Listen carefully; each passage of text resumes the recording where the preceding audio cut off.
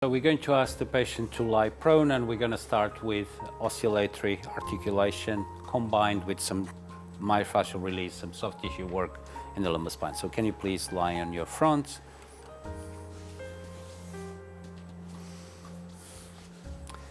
And similarly to what we did during the evaluation,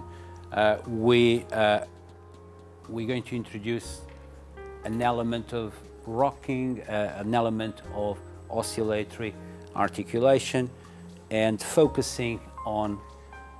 working on both mobilizing a bit the spine, but at the same time with an opportunity to actually introduce an element of soft tissue. Now, one important thing that actually we can arguably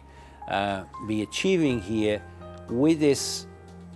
work through the soft tissues, and knowing from the research around affective touch, particularly the role of C-tactile fibers present in hairy skin, and particularly in the thoracic and lumbar spine, we are actually doing a form of treatment that what the evidence shows, not from clinical